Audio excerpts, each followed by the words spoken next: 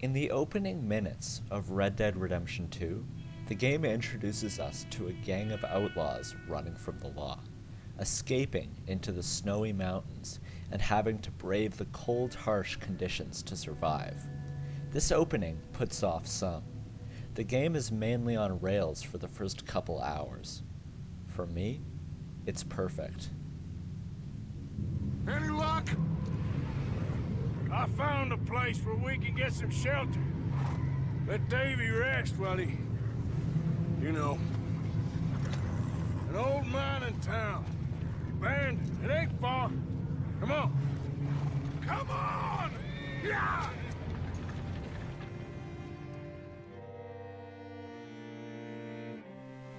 We meet our cast of characters: Hosea, a wise and old outlaw; Micah, an unpredictable guy who is suspicious even from his opening moments of screen time; Micah. Gentlemen. Found anything? I think so. Found a little homestead down that way. Okay. Anyone home? Sure. Place is blazing with light and noise. Sounded like a party. Let's go see. Follow me. we have Dutch, a stubborn and formidable leader, and Arthur Morgan, his ever-loyal right-hand man, just to name a few. The prologue of Red Dead Redemption 2 is slow and steady. It takes its time introducing you to the character dynamics and story, before fully releasing you and the gang into its rich world of shootouts and outlaws. Good to see you, Arthur Morgan.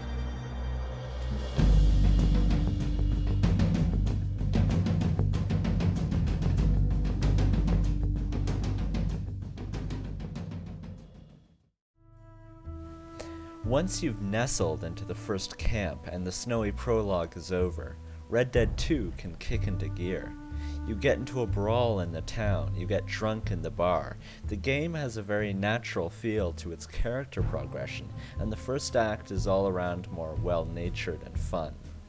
Not to say that there aren't hints of the future, though. Not to understand. Where's our money? I don't have it. The first act is mostly structured on getting to know everyone. The gang feels alive because of the bonds that you have with all the characters. They all feel realistic and likable. Dutch, who is one of the most intricate characters in video game history, is shown to be a leader with one goal: getting the next big score, the big job that he's been waiting for his entire life. That big job is mentioned again and again, and Dutch keeps pushing the gang to one more robbery, one more heist. He has a plan, he says, but that plan never comes. Red Dead Redemption 2 is about a constant fall downhill, fueled by a reckless leader in a land that doesn't want you anymore. But it's also a story of redemption. The redemption of one man, Arthur Morgan. Arthur Morgan is my favorite character in any game that I've ever played, hands down. And what's funny about that is I started off the game really disliking the guy, and I think that's on purpose. Arthur Morgan is a bad man in the first half of the game. He steals and kills and follows Dutch's orders to the dot. He's a brute, and he knows, confiding his hatred of modern times fast approaching to members of the gang. He's a bad man, but he's also a very sad man underneath that facade.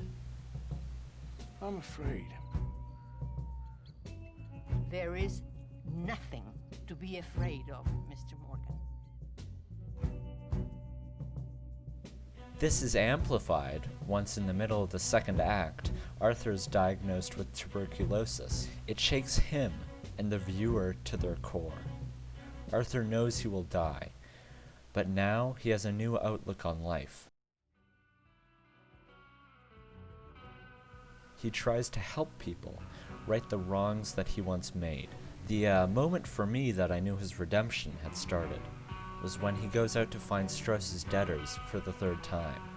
If you help all of them instead of taking their money, Arthur realizes how evil Strauss is and kicks him out of the camp. Arthur might not fully redeem himself, but he tries, and when he finally breaks Dutch's command, it is a triumphant moment. The last mission before the epilogue is a triumph. Arthur, more sick by the second, helps the people in his life that he trusts the most. Sadie, Abigail, and especially John Marston. He stands up to Dutch's plan and goes off on his own terms, helping John find his family and get the life that he had always wanted. Now that Arthur has abandoned Dutch, an all-out fight starts. The gang has totally fallen apart. Arthur and John lead the police and the gang up to the top of a mountain, where Arthur says goodbye to John, telling him to go to his family. He has an epic showdown with Micah, before having one last conversation with Dutch. Arthur has done what he wanted, stumbling and lying down to watch the sunrise, breathing his last breath.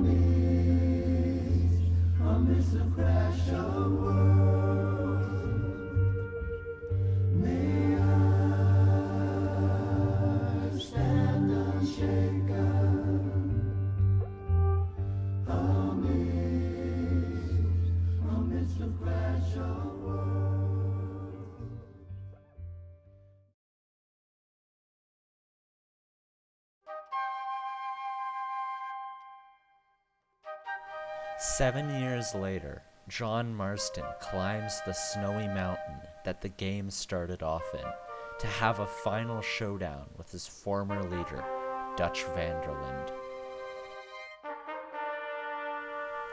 80 hours later, and the story ends just where it had started.